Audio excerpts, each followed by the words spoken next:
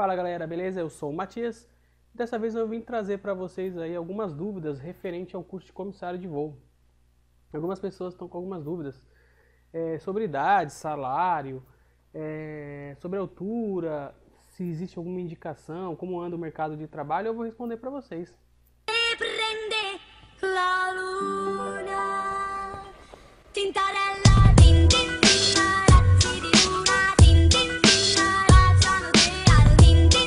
Fala galera, eu sou o Matias e eu vim falar um pouquinho aí para vocês, como eu já informei, sobre altura. Muita gente perguntando aí, Matias, a altura influencia no trabalho de comissário? Pessoal, sim e não. Influencia e não influencia. É claro que se você tiver 1,30 m, 1,35 m, 1,40 m, é difícil, porque o BIM é um pouco alto. Então, às vezes, você tem que pegar a mala de passageiro, colocar no BIM, mas muitas vezes não precisa. E acaba que isso influencia um pouco na altura. Mas, se você tem 1,50 m, bom, pelo menos na empresa onde eu trabalho, eu conheço meninas de 1,50 m lá, e não tem problema nenhum, elas trabalham. Eu acredito que na TAM é a empresa que mais tem algum problema assim sobre a altura, mas na Gol, na Azul, na Avianca e etc e tal, não tem tanto problema com altura não. E a altura quanto mais alto, né? Eu acredito que se a pessoa tiver uns 2,15 m deve atrapalhar, porque afinal de contas não dá para você andar corcunda dentro do avião. Mas a altura mínima exigida eu acredito que seja 1,50 m. Eu acho que até 1,49 m, 48 você até consegue, galera. Então não se preocupe muito com isso não, tá bom? O peso, galera. O peso influencia sim. Se você é uma pessoa que é um pouco...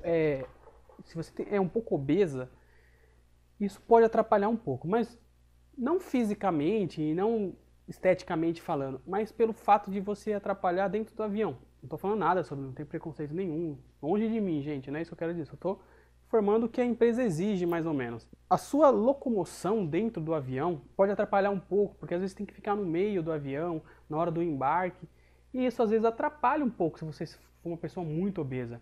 Mas quando eu falo muito obesa, é muito obesa, e não sobrepeso. Sobrepeso não vai te atrapalhar em nada, tá bom? Então fiquem despreocupados que isso não é uma coisa assim tão rigorosa nas empresas aéreas. Eu vi muitas pessoas perguntando como anda o mercado de trabalho. Eu vi algumas pessoas falando, desiste, que é só por indicação. Gente, mentira. Eu sou prova viva disso, que não é por indicação. Eu passei sem indicação nenhuma. Fui despachante, fui balanceiro, virei comissário e não tive ajuda alguma.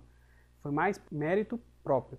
Então, se você é uma pessoa que se considera uma pessoa que sabe conversar, que tem uma boa dicção, tem uma boa postura, e etc, e etc e tal, confie em você e vai fazer a entrevista que eu garanto para você que você vai passar. Como anda o mercado de trabalho?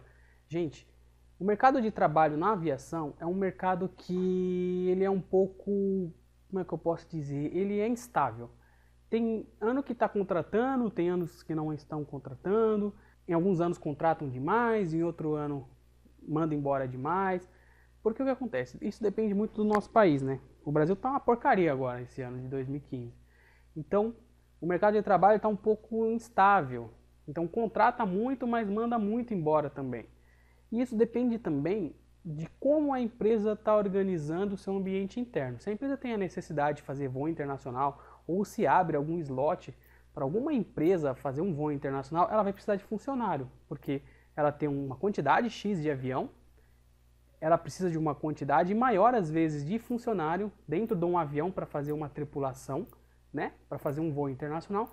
Então, consequentemente, ela vai precisar de mais funcionário, certo? Então, galera, não se preocupem não. Eu não vou conseguir emprego. Você só não vai conseguir emprego se você não estiver preparado para aquela vaga, certo? Eu vou explicar isso mais para frente no final, como funciona, tá bom? Idade, galera. Idade influencia? Sim, influencia em termos. E na idade mínima é 18 anos. Todo funcionário CLT no Brasil, idade mínima é 18 anos. Então, se você tem menos de 18 anos, você não pode fazer o curso, tá bom? E idade máxima, não tem uma idade máxima. Se você é uma pessoa que, sei lá, 35 anos, que é uma pessoa inteligente, é uma pessoa desenvolta, sabe conversar, é contagiante, é alegre, tem todas as qualificações necessárias que o mercado está exigindo no momento, tem um inglês bom, sabe falar outras línguas além do inglês, por que não? Por que a empresa não te contrataria? O que você é pior do que uma outra pessoa que tem 19 anos ou 20 anos, tá certo? Então fica essa dica para vocês. Bom, galera, eu vou falar um pouquinho sobre salário. Muitas pessoas têm dúvidas sobre salário, perguntam sobre salário, quanto ganha um comissário de fato. Eu não vou esconder nada para vocês. Quanto que ganha um comissário? Eu vou explicar primeiro para vocês que quando você entra na empresa, você tem um salário de treinamento. Esse salário de treinamento é só o seu fixo, né? Porque o comissário ele ganha de acordo com quantidade de horas voadas e quilometragem em a sua diária. O salário de treinamento é um salário fixo, é o que vai registrado na sua carteira, certo? De treinamento a princípio, depois ele aumenta. O salário de treinamento, na minha época, na minha empresa, era R$ 1.148. Então, pro treinamento, esse era o salário. Mais o vale-refeição que eles davam por mês lá, para você se alimentar no seu treinamento. Quando você se forma, esse salário ele muda, ele aumenta acho que R$ 400 ou 600, 700, aí depende da empresa. Quando eu me formei, registrado na carteira, 1.810, 1.818, alguma coisa assim. O que faz com que o seu salário acrescente mais, que ele fique um salarinho mais gordo? São as suas diárias, a sua quilometragem e o horário de voo, certo? Quilometragem, diária e hora voada. O acréscimo de insalubridade, periculosidade, etc, etc e tal, que acaba englobando o seu salário. Quanto que recebe um comissário?